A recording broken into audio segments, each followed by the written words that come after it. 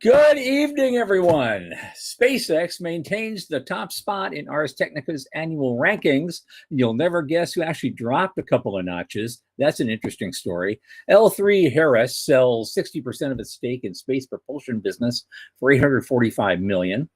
We're going to check out some of the private spacecraft attempting lunar landings this year. Investor Place analyst says this could be the breakout year for space stocks. We'll talk about that for a minute. And the private company in China called Landspace is targeting $1 billion in an IPO. So they're moving fast. The biggest satellite ever was launched the other day, and its owners are targeting Starlink. All this and our guest, Phillip Johnston, and what promises to be an eye-opening discussion of AI data centers in orbit. From the news desk at the Center for Space Commerce and Finance, my name is Thomas Andrew Olson, and this is the Quantity.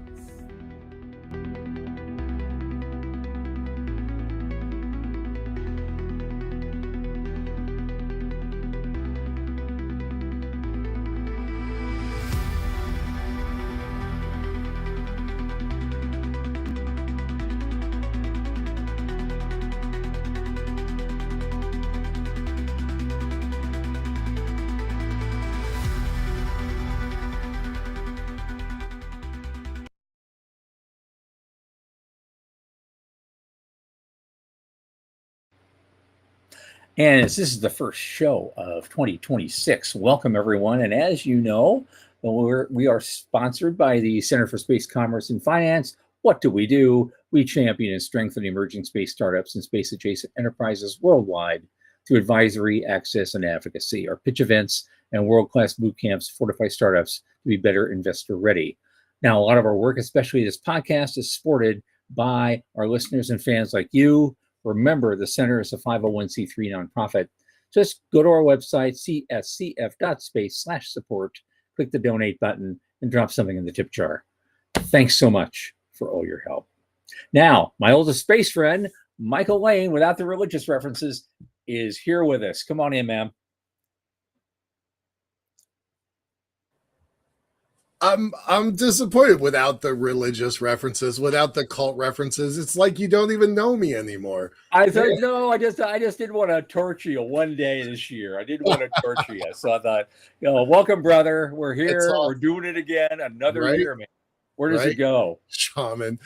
Sean in the background's calling me a shaman. Hey. That's better than some things. Yeah. Be cult leader. Cult leader. Well, I'm. But that's kind of what you wear, isn't it? It is. Yeah. Check. I got a bunch of astronauts on my shirt today. Yeah. Good.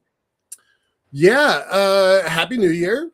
Welcome to the new year. We've got some big stuff planned this year. I'm kind of excited about it. Yeah. Oh yeah. We're going to have a lot to talk about in the coming weeks, not just tonight. One thing before you go, and I just want to give a shout out to my good friend Veronica Ann in Arizona. I've been trying to get her to come to this thing for weeks, and finally she shows up. Hi there, good to see you. Lovely to see you. She was kind of retired for a while. She used to load science payloads onto the shuttles.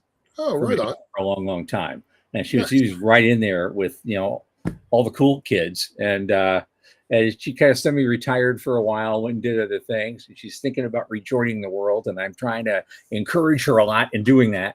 And so, you too, dear. Love you. So enjoy tonight. It's going to be a good time. You're going to love it. And Morty also is in the house. Morty's back. Hey, man, good to see you. Let's get off to a good new year. I'm gonna put a shameless plug in for myself. Okay. I'm gonna be the guest on Thursday, as if y'all don't see enough of me. But Sean's gonna take the news. You and Sean are gonna take the news, and I'm gonna be the guest. So that'll be an interesting role reversal. And that's interesting because I was gonna keep that kind of quiet until you showed up on Thursday. But now you've let the cat out of the bag. Sorry. The whole ending is now shot, but okay. Okay. That's okay, because I know you have some absolutely astounding stuff to announce, and that's why we're doing it. And so I'm looking forward to Thursday as well. But All for right. now, let's get through the news quickly because we have a big Yeah. night, and I want us to get to our guest, of Yeah. course. I love this first thing. Um, Ars Technica apparently does an annual power ranking of Yeah. U.S. rocket companies. Now, of course, SpaceX is going to be number one. No change from last year. Right. No surprise But there. Blue Origin went up 2 spots. They went from number 4 to number 2. Uh-huh. And of course, we know that's because, Bezos' company sent Katy Perry into space. But this is Eric Berger. So he says, well, they could have achieved number 1 if they hadn't brought her back. Right. Right. But they did the New Glenn, and they sent a test payload into orbit. Rocket Lab, no change. They had an excellent year. United Launch Alliance dropped from 2 to 4, mostly because they were going to launch 20 missions in 2025, and they didn't quite get there with their new Vulcan rocket. They got 6. Yeah. Yeah. Yeah. So that's good. And Tori Bruno at the very, very end of December is like, peace, I'm out. And he joined Blue Origin. So he didn't drop in the rankings. He just went from number 2 last year to number 2 this year with a change of company. Right. So maybe ULA can't go up in the rankings, but I am. By right, God. exactly. Origin. I'm going to climb on board that ship.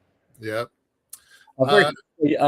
Here's when Northrop Grumman, it's kind of interesting. They actually went up a notch, but when I wanted to mention, somebody went down a notch. Firefly. Yeah. Even though they did the Blue Ghost lander and set the world on fire, the rest of the year was far less successful for one. Yeah. Their Alpha rocket they launched only once, and it didn't reach orbit. Their payload didn't, and then the second launch they were going to do is destroyed on the vertical test stand. So there you go, right? Yeah. Stoke Space, one of your guys. No change there. Relativity Spaces, skip down Astra. This guy, he puts together number 10. Phantom Space and Via Space. They're just like startups, and they're probably 2 years away, both of them. But he says, we're putting these companies on the list, not because of a strong conviction that either will ever reach orbit, because it's a list of the top 10 launch companies. It ought to have at least 10 companies on it. So here we are. I know we're going to go out of order, but I'm just going to bring up the China land space for a second because it fits in with this, right? Yep. So, Sean, if you could pull that up,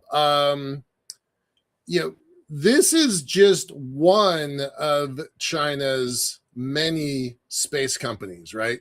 So in that Ars Technica article, he mentions, SpaceX, 165 launches, 85% of the US market. That means we launched pretty close to 190 times, 195 times in the US.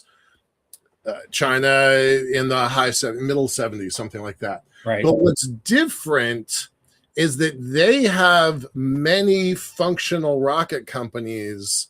Land Space is trying to copy the SpaceX model for reusable, so that is new. But they have many functional rockets that are going to orbit. Like we just reported this like a week ago. They converted a Long March, an old Long March, right, to reusable.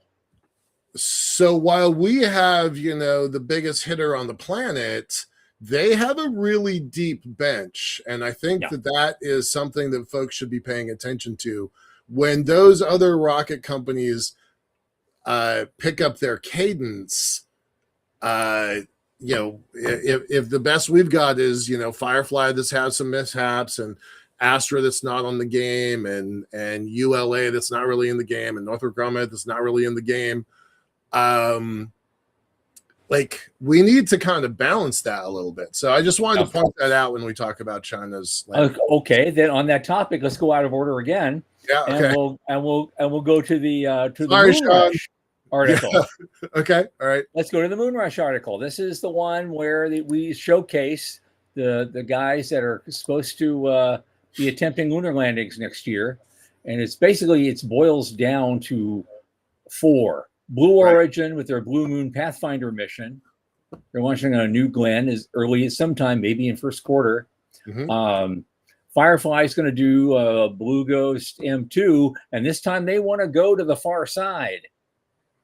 Yay. Yep. Interesting. So that'd be the feat that only China has done that to date. So they're wanting to get after that. And also that mission also carries the ESA's Lunar Pathfinder orbiter.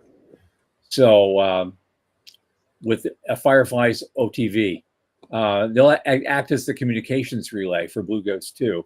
Intuitive Machines is going to attempt its third lunar landing in the second half of the year with IM-3. Now, here's the thing. Are they sending the same tall, skinny rocket that they sent the last two times? I hope they learned that lesson. Yeah, because if it's the same, if they're making the same mistake, then we're back to, expecting different results, doing the same thing. Right. And then there's Astrobotic doing their Griffin mission. Yeah. And revitalizing the Peregrine, technology. And that's who we know for sure is going to be sending stuff this year. We haven't talked about possible NASA missions or anything else. But, right.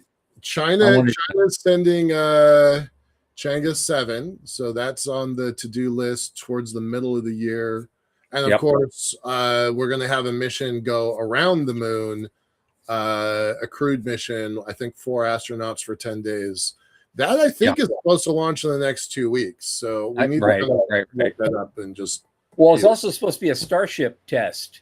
Yep. Right. A couple of weeks from now. Yep. Yeah, I guess the first window is the 24th or something. So 2026 is gonna like I was so happy with 2025, and I think 2026 is gonna rock some people. So I'm excited. Yeah, absolutely. So actually, and we can actually look at that because that guy on Investor Play said that article that said 2026 could be the breakout year for space stocks. What do you think about that? Sorry. Yeah, I think it's real. Look, it's not, the story is not just about SpaceX. Remember, we did that that Starship Singularity idea has been percolating for a while now. And then 5 years ago, it was about mass to orbit. But I think Starship Singularity can now be applied to the financing side so that whatever happens. That's kind of what Mr. Lango here is suggesting. A 2026 SpaceX IPO could re-rate the entire sector. Yeah. And attract in more generalist capital, which would be huge. Yeah. We got a comment in the LinkedIn. I think it's interesting. What do you call a private sector equivalent of flags and footprints? I think I don't know. I still think flags and footprints is appropriate, but financial flags and footprints, I don't know. That doesn't roll off the tongue quite. Yeah. But it's an idea. It's a good idea, right? It is the commercial equivalent. I like that. I'm actually going to think about that a little bit. Yeah. Clever. All right. What else we got? Move in quickly. Okay. The biggest satellite ever just got launched into orbit a few days ago. Mm-hmm. And they're a big telecom and broadband satellite. So they're going in opposite direction of Starlink. They don't have a big, low LEO cluster of satellites. They have one big giant mofo that's just going to do it all. Right. And they're doing it. So they're going really old school. But they're doing it with new tech. And they're going after it that way. I think it's going to be interesting. I'm kind of curious to see. There's a lot of folks that are pissed off about this one because it is so big, right? The astronomers got pissed off at the early days of SpaceX's streaks, and now they're like, you're messing up my sky here. But I mean, AST, I think is publicly traded. I actually am not sure of that, but I'm 60% sure they're publicly traded. I think they're an acquisition target. I would be really surprised if they get through 2027 without somebody buying them up, because I don't think they're quite big enough to stand on their own and do what they want to do. And there's a lot of folks that would be like, that looks really attractive. So yeah, I'm just going to say here, 2027, they're an acquisition target. okay, all right. But interestingly, it's just I'm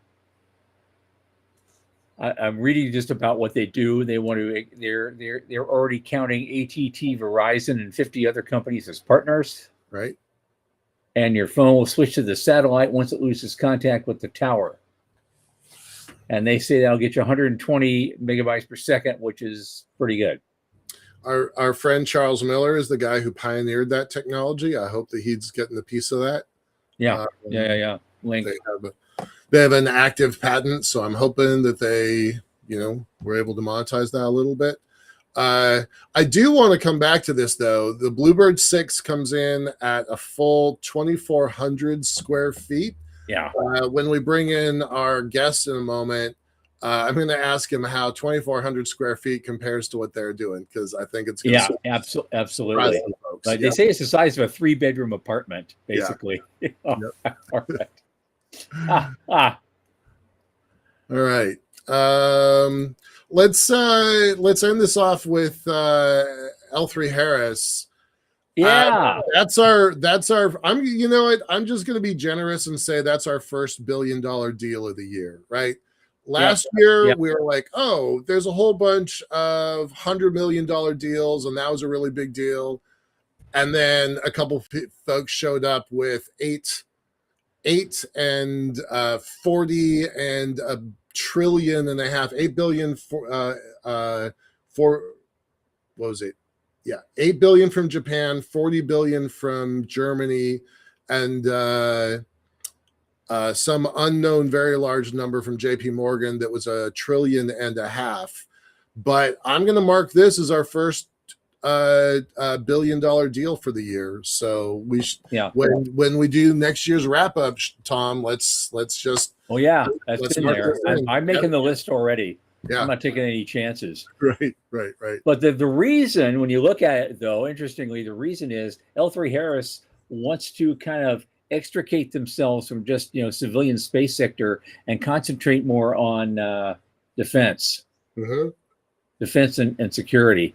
So, because that's where all the money is, they're building the Golden Dome and all that stuff. So they wanted to free up some cash in case they wanted to invest in some new technology to do interesting things. That's a Golden Dome play, right? Yeah, absolutely. Let's put a war chest together. When the RFPs and RFIs come out for Golden Dome, we're going to sit right there on a mountain of cash, and that's what we're going to leverage. Yeah, I think it's a smart play. Yes, I think it's smart for both sides. Absolutely. Yeah, it's smart for both sides. All right, shall we bring in the guest? Shall we let the fun begin? Dr. Doug is here. Well, interesting. Have the primary payloads of any of the CLPS landers been commercial? I don't think so yet. I think we're still in the test stage. That's partly true. Grant Blaisdell from Copernic has actually commercialized a very small portion. I think it was on the Intuitive Machines lander, but I'm not sure. But he definitely has sold pieces. He used the blockchain to tokenize pieces. And so that was kind of the beginning. He's pretty loud about it. So go look up Copernic and Grant Blaisdell. Absolutely. Yeah, it's a start. Okay. Let us go to our guest this evening. Obviously, we've been talking a lot lately on this show about AI and data centers in space. Yes or no, or maybe so, and what's going on, and all the money that's going into that now. Well, here we have somebody who's absolutely focused on building one right here, right now, and he's raised a crap ton of money to do it with so far, and they're just getting started. I want to introduce you to our guest this evening, Phillip Johnston, co-founder and CEO of Starcloud, whose goal it is to put data centers in space to address the AI energy challenge. Phillip, welcome to the show. Thanks for coming. Thanks for having me on. Awesome to be here. Yeah. Glad to have you. So, by way of preamble, I'm going to put all of this mania on your shoulders, right? I've said it publicly. I'm going to say it. I met you back in February last year. No one, I mean nobody, was talking about AIs in space, and now everybody is talking about data center in space. There are a few folks that are betting the farm on it, right? Planet last week just made a bet. Eric Schmidt's talking about it. That's one of the reasons why he says he bought Relativity. So it's your story. You should tell it. So give us a little bit about your background before we jump into it. What's your origin story? And then let's dig into this stuff. Yeah, sure. Happy to. And yeah, I'm not sure I deserve all of the blame / credit for the data center space thing, but I'm happy to bear it. Go on. I've got receipts, man. I can make that claim. No, so. I'm happy to.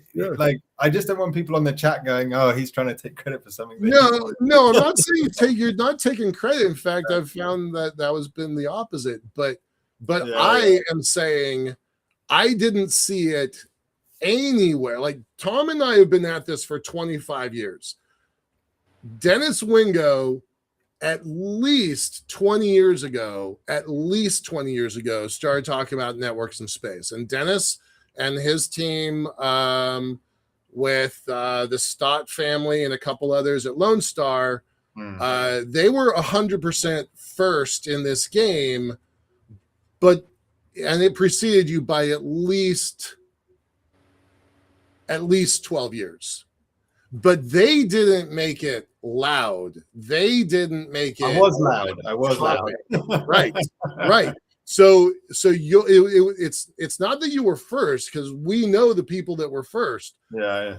But you had a megaphone that nobody else had, which is why I am saying it's your voice that amplified this into kind of this discourse level. Public discourse. Yeah. So yeah. So please tell us your background, your origin story. How'd you get into space, and how'd you get into Starcloud? Yeah, for sure. My background is, I'm originally from the UK, although lived more time outside than inside. Lived in South Africa for 6 years as a kid and a year later in life. Studied applied math and theoretical physics, undergrad and masters, and then spent the first 5 years of my career on the engineering side in software, but not in the space industry. And then moved to the sort of commercial product side with McKinsey, where I was working with the space agencies of the UAE and Saudi government. That's where I'd always been into space as a kid, wanted to be an astronaut and, all the rest of it. But I'd never taken it seriously as a career possibility until that point. So that's where I started to notice that the launch cost was coming down very rapidly, particularly, the introduction of Falcon 9 rideshare program, things like that. And then I actually founded and sold another company in between then and now, not related to the space industry, and then came together with my two co-founders, Ezra and Adi. Ezra has a PhD in engineering from Imperial and then spent a decade designing and building satellites, most recently with Airbus Defence and Space, where he did the deployables for NASA's Lunar Pathfinder mission. So his specialty is all things large deployable structures and in space. And then Adi was previously at SpaceX as a principal software engineer, working on tracking beams, which is a feature that enables Starlink for other spacecraft, particularly for Starship and Falcon 9 upstage. And then before that, he was 20 years at Microsoft on the data center side. So back in 2018, he was one of the very first people installing large GPU clusters in collaboration with OpenAI and NVIDIA. We came together 2 years ago to found Starcloud.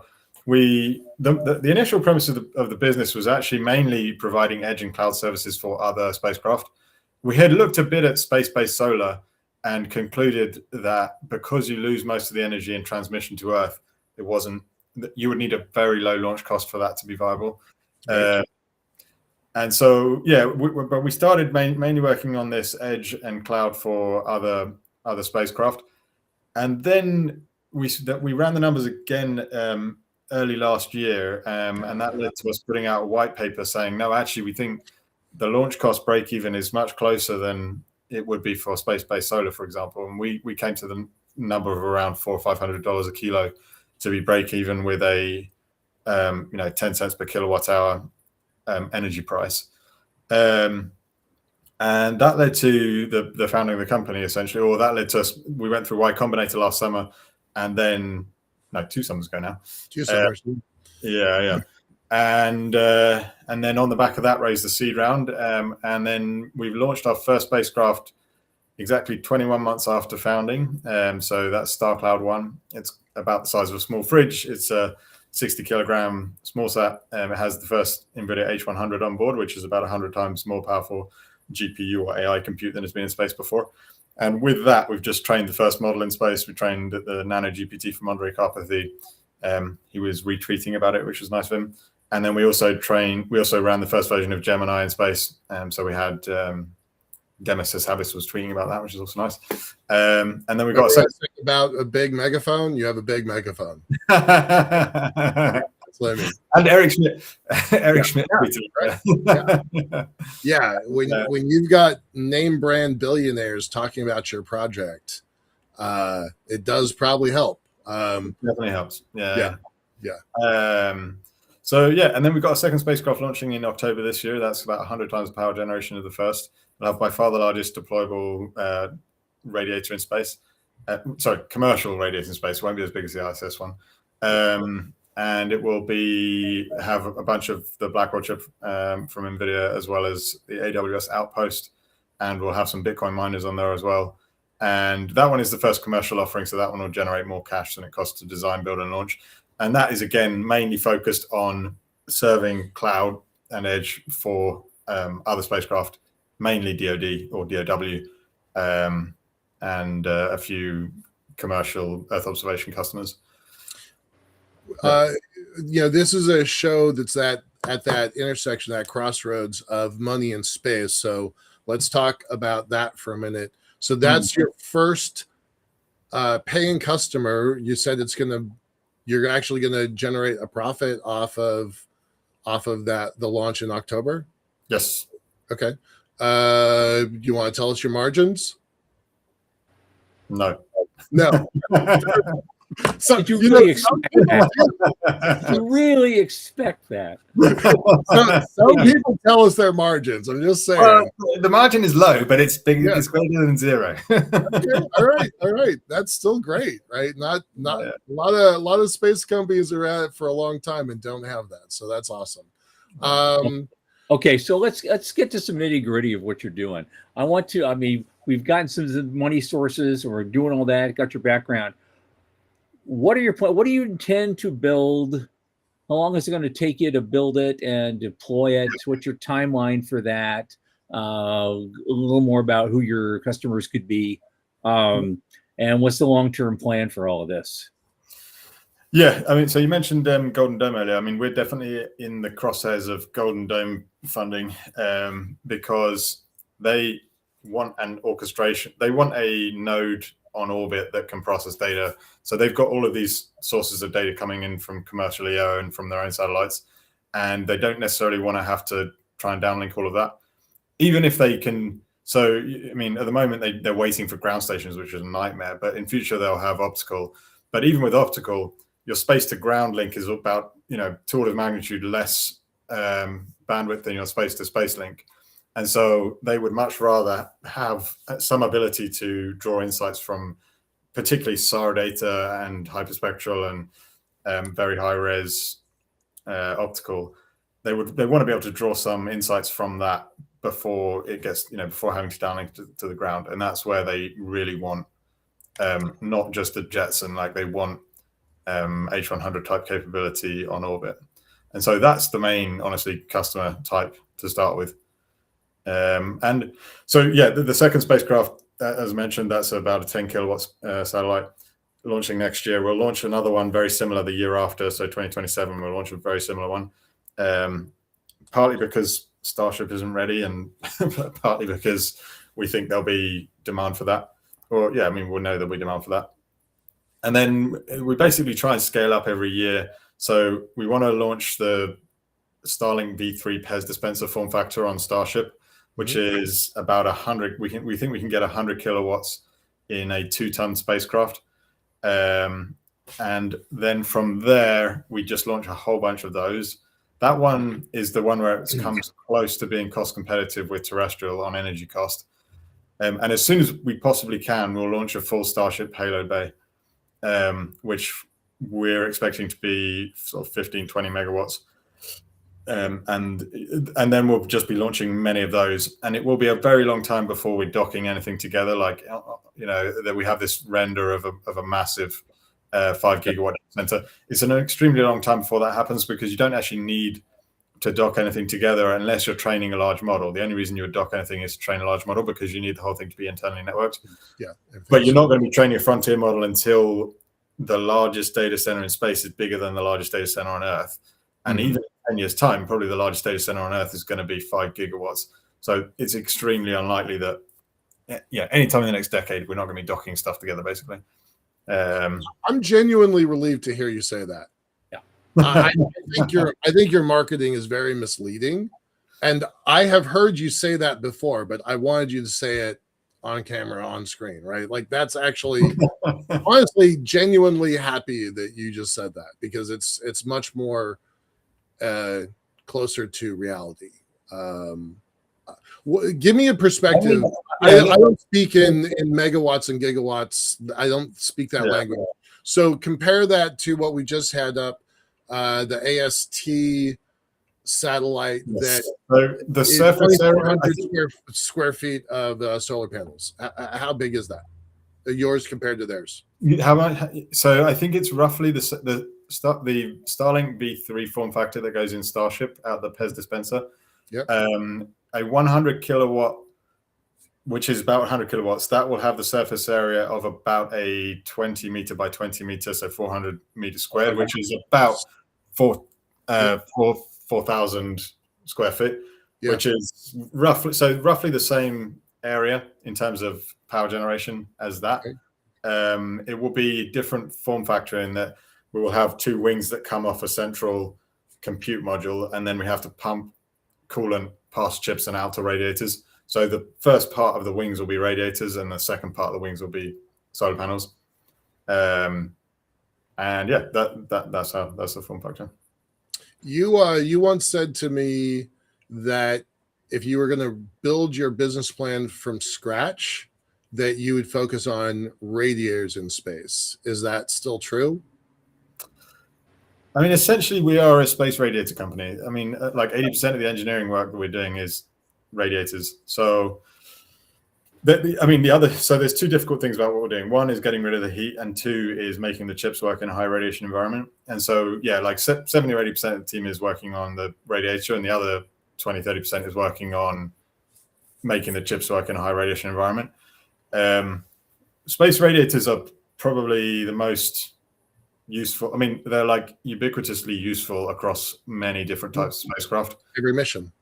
We're trying to file a bunch of patents, or we have just filed a bunch of patents around that. And it wouldn't surprise me if we ended up being a supplier of space radiators at some point.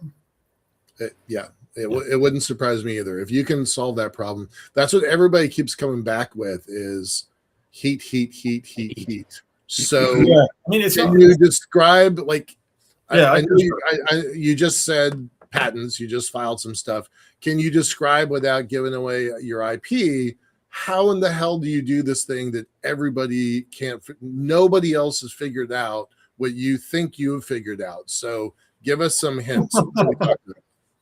It always makes me laugh, because like the International Space Station radiator dissipates about 70 kilowatts, which is what we need for the Starlink V3 form factor, which is what you need to make the whole thing. Like, we can compete with terrestrial data centers on energy cost with just that form factor. That's exactly what Elon's going to do. So it's not like when people say, "Oh, how are you going to heat?" It's like, well, the International Space Station solved it ages ago.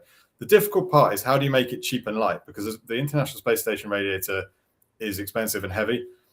Our radiator we're launching in October is 10 times less mass per watt of dissipation than the ISS radiator, and 100 times less cost per watt of dissipation than the ISS radiator. But that's not because we discovered some new physics. It's just because we've spent time figuring out a manufacturing process that makes it easier. And it is a very novel and interesting manufacturing process, but it's not like we changed any physics. So yeah, I mean, it's just coolant goes past the chips and then out to the radiator and then back to the chips. So nothing like groundbreaking. Interesting. Well, it is groundbreaking. It is extremely hard to replicate because, yeah. I don't want people to think it's easy because it's not been easy. Like, that's literally what we've got. We've got the thermal engineer from NASA's, from JPL, who was responsible for the thermal hardware on the Europa Clipper mission. We've got the lead thermal engineer from Project Kuiper. My co-founder Ezra has a PhD in it. So I mean, we have got a kick-ass team working on it. Yeah. Well, you guys have raised a lot of money. That means you can buy some pretty smart people. How much? Did you see that comment from Jack Kerr the other day? Did you see this prediction? I'm just going to bring this up. Oh yeah, he said we were going to get a big round by right. Something. Yeah. Right. I see. Yeah. Well, all right. To find a big round, I mean, you've already gotten we've raised 35 and change just to get out the gate. Sorry, you guys are both talking at the same time. Phillip, you go first. What? Well, let me go back because we struggled to get. We raised a $2 million pre-seed at 10 post at the beginning of all this, and it took us 2 months to raise that, and nobody wanted to fund it, and it was a nightmare. And with that, we were trying to get one spacecraft in the air. Like we thought we could fund the entire first spacecraft with $2 million. And honestly, I think we probably came close. It wasn't too much more expensive than that. So like all of this, sometimes people say, oh my God, I can't believe you built this spacecraft with 12 people. That wasn't built with 12 people. It was built with 2 people. Addy and Ezra did the compute module for that and the antennas and all the power subsystems and everything. And we contracted the bus to Astro Digital. But we did the whole thing for $2 million. So yeah, when people say, "Oh, well, you've raised all the money," like blah blah blah. Well, we basically got where we are with $2 million and 3 people. So, but then once we got into Y Combinator, then everything changed. Then basically people just threw cash at us. So I mean, we would have been stupid not to take it. So then, since then, we've taken another $32 million. What's the total? 32 plus 2? No, 32 plus 4. What? 34 in total. 34 in total. 34. Congratulations. I mean, seriously, that's fantastic. That's what we talk about in the show all the time is that intersection of money and capital. So money and space. So that's fantastic. Seriously, good for y'all. Yeah. I appreciate it. But we did, yeah, I know the pain of trying to raise it for a space startup that nobody wants to fund because I did it. Yep. All right. So here's his comment. For those that don't know, we got rejected from YC twice before that as well. Otherwise, things would have been easier from the start. I suspect that you probably paved the way for other folks to jump into Y Combinator these days, right? Because you are kind of a darling right now in the industry. So it probably makes it easier for other companies with big ideas to go through the Y Combinator door. I hope so. Yeah. All right. So for those that don't know, Jack Kerr has been with Payload for about a year and a half now. He is one of their lead researchers. He's primarily in charge of long thought pieces with deep research. He just did a piece about SpaceX. He's done several pieces on SpaceX. He's done some stuff on GPS. And so a week ago, just at the end of the year, he put together this his 23 space predictions. And I gotta say, this is one of the most interesting lists I saw at all at the end of the year. There's some really cool stuff in here. This would be an entire show just taking these one piece at a time. But the one that caught my eye, I'm sure everybody sent it to you. A big hyperscaler, number 4, a big hyperscaler, Microsoft or Google, that leads a large Starcloud round. So what do you have to say about that? I'm guessing because you're in the Pacific Northwest where we are that folks. What do you have to say? Large round. We're kicking off a Series A at the end of the month or early Feb, maybe. To be frank, we're probably going to target the sort of well-known VCs for that round. We may then, if there's appetite, which it seems like there might be, do a much larger round before the end of the year, and that's when I think we would end up with the hyperscalers and those guys in. Okay, so A at the end of January, early February, and then a large B round. I'm gonna put words in your mouth. Q3. Yes. Yeah. Okay. All right. And then what do you do with all that money? Well, design and build the V3 form factor. So Starcloud 3, which is this 2-ton, 100 kilowatt spacecraft that fits in the PEZ dispenser of Starship. Mm-hmm. That's mainly. I mean, it's a good question because we probably don't really need that amount of money, to be honest. Right.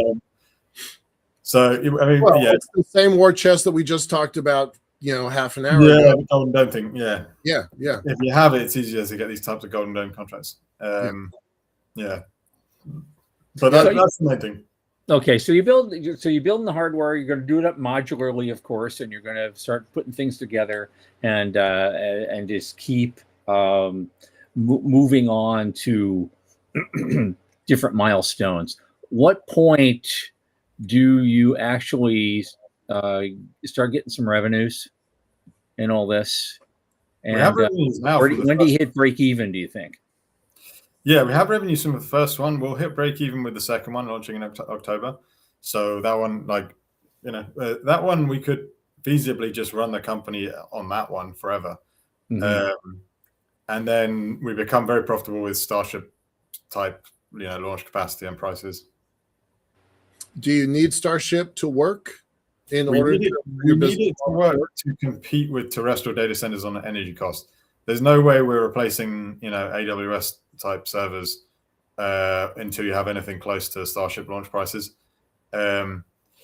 Potential Starship launch prices, I should say, because who knows what they'll end up being. But yeah, we can just run this cloud and edge services for other spacecraft as a business on its own, and it will be a very decent business. It won't be a $1 trillion business, but it will be a in the hundreds of millions of dollars a year revenue business within not too distant period. All right. But that's not really what the VCs care about. The VCs care because they think that we can be a $1 trillion business competing with data centers, and that's why we're getting the hype. But I mean, if that were to never happen, I'd still be fine being a business that provides cloud and edge services for other spacecraft as well. How will latency affect you?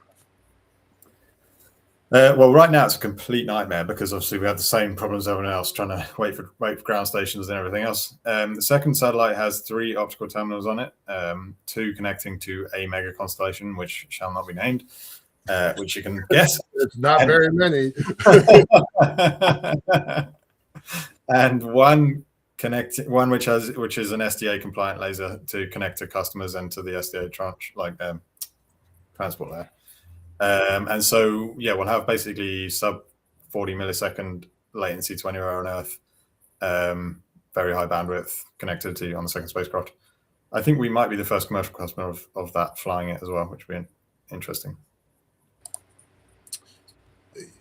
How many if you're not focusing on the Connex box style shipping container style, and that's a decade out future. No. The shipping containers is what I would call the PEZ, the Starlink V3 PEZ dispenser form factor. We've welded one up in the office. It's 6 meters long, it's hanging on our ceiling right now. So we are ready to go whenever they're ready to go. And that will be the first form factor they allow to fly on Starship is that PEZ dispenser. They're expecting to fly their first Starlink V3s end of next year. And they're saying, or what we're hearing is 12 months after that will be the first commercial PEZ dispenser form factor for customers. So we could be 18 to 24 months away from that. which is really not that far away. I mean, that's actually pretty close. How many sets do you think are going to be in your constellation? If we're not going to talk about the mega constellation that shall not be named, how big is your constellation? What are you aiming for in the next 18 to 36 months? So in order to not need our own backhaul, we can get by with a ring of 8 around the terminator. Okay. So that means one of them will be above a ground station and the rest will be optically linked. If we can, I mean, we don't really mind using the backhaul, using Starlink or whatever, or Kuiper or whoever, so long as we can find a customer that will pay for it.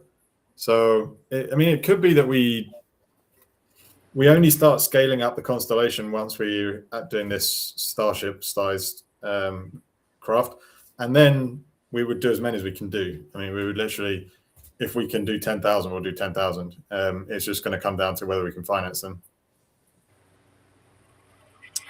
I've been saying for a while that I didn't really have a lot of confidence in the shipping container model, but the microwave-sized version or the refrigerator-sized version, that made a lot more sense to me. And I've been saying that for a while now, so that's kind of cool. Mm-hmm. Well, the Pez dispenser form factor is shipping container sized, I would say. Who is the client, right? I mean, not names, but broad strokes there. Who is it that you think is going to use this? Because it's not people that are typing into ChatGPT and it, the message goes to Palo Alto and then bounces to the sky to you guys and then bounces back down and then back to me. That's not your customer, right? It might be at some point. The only reason it wouldn't be is if you really care about 20 minutes. 18 months to 3 years. 18 months to 3 years. Okay, 18 months to 3 years. It is other satellites. So in particular, other satellites. Yeah. That's by far the highest margin workload. It's about 100 times higher margin than doing what you just described.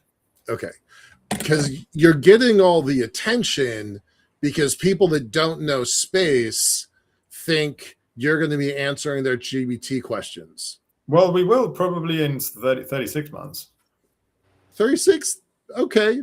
That seems audacious, but I'm building an elevator on the moon, so I'm all for audacious, right? So I like and that. If it's not 36, let's say it's 5 years.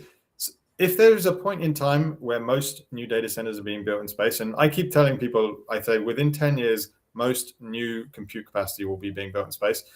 If that's 10 years or 8 years or 5 years or 12 years or 15 years, if there is a point in any point in that time frame where that is true, you want to be in this business and you want to get in it now because that is trillions of dollars worth of capacity that you're deploying per year. Yeah. Okay. I just want to mention, Veronica Ann has a question, and she asked about space debris mitigation. I think it's more important for when you're building some things that are now of size, of really big size to do certain things. What's your defense strategy against space debris? We haven't cleaned out the sky yet, so potentially adding more danger to your equation. Yeah, it is an evolving topic at Starcloud. the rest of our industry. And the rest of our industry, yeah. The first few, we're flying very low. Actually, the first one is designed to fly at 320 kilometers altitude. And we initially thought we were going to do that because of the radiation. It turns out the chips work fine at 550, so we might not even bother boosting it down. No, we will just to test it out. And if you can fly low, you basically solve all ills. If you can fly it where, you saw recently, like a week ago, Starlink decided they're going to lower their altitude. I was just about to ask that. Yeah. Yeah, that solves every problem in terms of space debris because everything, if you have a collision, it deorbits very quickly and everything basically deorbits very quickly from there. Mm-hmm. So, and I'm very happy that Starlink is doing that because it would have been a nightmare if they'd had a collision at 550 kilometers or something. Right. Is your decision to lower coincidental to their decision, or Well, we decided that 2 years ago, and we very, very explicitly did it for the reason of space debris being the other. The other thing you can do is fly quite a bit higher, and it's also kind of makes you want to fly a bit higher as well, because 1,200 kilometers is the lowest you can be, such that you're 24/7 in the sun if you're in this dawn dusk sun synchronous orbit. So if we wanted to be 24/7 in that in the sun, we would need to fly there anyway, which is annoying because then you're a much higher radiation environment. But it's also extremely clean as an orbit because nobody wants to fly there. But it wouldn't probably stay clean very long. So most likely it's going to be everybody flying very low, and trying to avoid hitting each other. Yeah, hitting each other. So, which raises the question: what is the expected lifespan of one of these modules? 5 years is what we're designing for. The first one is 3 years, but it's more of a demonstrator. But yeah, 5 years. Okay. And then the other reason to use docking, by the way, in the video we have these modules docking. The other reason for that is if you want the infrastructure to stay up there longer, because you kind of need to replace the chips every 5 years anyway, because they become obsolete. But if you want to keep the solar panels and radiator infrastructure there so that they can last for 20 years and you have a longer depreciation, then that's when you were doing this modular docking in and out stuff. But docking is so hard and expensive and all the rest of it. So yeah, as I say, I don't think it's going to be a while before that's mainstream. Interesting. I like the idea of going from 8 to 10,000. I mean, now you're talking about rivaling SpaceX in terms of numbers of launches. You're based here in the Seattle region. I don't actually know where, but Redmond, where Starlink is. Redmond, right? And Microsoft and AWS. Yeah. It's the satellite capital of the world. Yay for us, right? So Planet, back when they were still named Planet Labs, were the first folks to develop the Henry Ford model of building satellites, right? A factory that built satellites.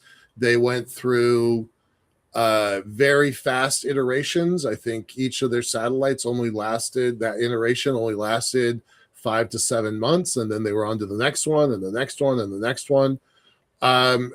Is that on your to-do list? Do you have enough capital to build that kind of factory? Do you have enough clients to support that kind of factory? We don't have enough capital now, but we might by the end of the year. And yeah, that would definitely be. I would say our model is Starlink, and they do similar thing where they have new iterations and they iterate quickly.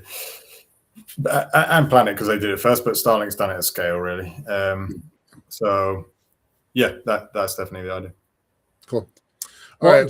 Something just quick. I know what you want to go into, Michael, but but the thing is, Veronica mentions automated chip replacement, which brings up the idea of maintenance. Now, even if you want these things to last 5 years, these things are highly complex machinery, in a way that's never been launched before. Yeah. Are you considering robotics or some kind of thing as a maintenance type, ongoing maintenance for these things? No, not really, to be honest. Okay. You can think of us like a Starlink satellite. Like Starlink satellites last 5 years. They're very reliable. We'll be the same. We might need some kind of robotic maintenance if we were to start having this huge structure docked together and things like that. But yeah, robotic maintenance just adds a lot of cost and complexity. If we can just manufacture them reliably, I think that's yeah. And compared to a Starlink satellite, our satellites are incredibly simple, actually. Like we don't have any of the phased array antennas.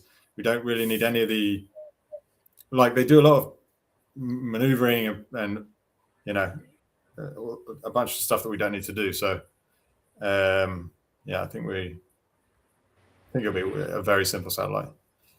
Okay, good, very good. Yeah, Michael, you're on. I know you want to do the 525. Yeah, right. So we got 5 minutes left. What is we've talked a little bit about 18 months and 3 years. What does 5 years look like?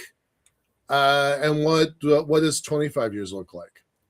In 5 years, Starship will be at rate production, and that's when the world will wake up. I think the world will really wake up in probably 3 years. At the moment, people think it's hype now. It's not hype now. In 3 years, it will be mega hyped. Because you'll start seeing, these things rolling off the production line in, a few per week, and then people will be like, oh my, wow, okay. Right. So yeah, in 5 years we'll be at rate production. We'll be deploying these things very, very rapidly. My forecast for 10 years is that most new data centers will be being built in space in 10 years. That means probably still only 1 or 2% of all compute is in space, just because it takes a very long time to start replacing the stock. In 25 years, we could be at like half of all compute being in space or something like that. Yeah, but still certainly not more than half in 25 years, I don't think, because it's a bit like electric cars. Like in lots of places in the world, more than half of electric cars being produced are electric. If you ask what the total percentage of electric cars on the road are today, it's still only 4%. Yeah. And we've been doing that for like a decade now, mass manufacturing electric cars. So yeah, it will take a long time before the bulk is space based, but it will be in 25 years. I think will be a good way there. Nice. That's a cool future. It's a cool future to imagine. Yeah. The last question is, Starlink has its own launch capability. How much of your budget is dedicated to launch? It's got to be a pretty big chunk. It is a big chunk. This is a great question. I don't have like the best answer in the world for it, to be frank. My only answer to it would be SpaceX will have a lower cost base than us. SpaceX are basically doing almost identical to what we're doing, which is this Starlink V3 form factor for compute. They're going to have a lower cost base than us, so I can't get around that. One thing I would say is, if it's true that within 10 years most new data centers being built in space, it's not like it's only going to be SpaceX. Like in 3 years' time, all of the hyperscalers are going to wake up and realize, holy shit, if we don't have access to space compute, we are toast as well, because they can't expand. Like the amount, it's very difficult to build new energy projects, and it will be much harder in 3 years than it is now. We become an interesting partner. We have a higher cost base than SpaceX, and we have a lower cost base than all of the hyperscalers. So at that point, people like Microsoft, who don't have a space arm, and Meta, and Oracle, and Google, and OpenAI, at that point, they need to partner with somebody, and I think we become an interesting partner. Or acquisition client, a customer, or acquisition target. We started the conversation with me making a prediction that AST was going to be acquired. Redwire is out there with an aggressive stance. Voyager is out there with an aggressive program. The thing with AST that makes me think it might not be acquired is that it's already owned mostly by Vodafone and a bunch of others. So it's like, why would Vodafone sell their stake to somebody else? Vodafone's doing it because they're worried about Starlink. So I'd be surprised if AST gets bought, to be honest. Okay. I didn't actually know who owned it, so that's good information. I appreciate that. Absolutely. Cool. Right on. Right. All right. Okay. On that note, Phillip Johnston, CEO of Starcloud, a man on the move, a wunderkind, and a Renaissance man. It was very, very much a pleasure to have you on the show. I hope you'll come back again sometime and tell us all about your progress. And I was just before, so we can get it in the show, I'm extremely excited about Michael's space elevator technology.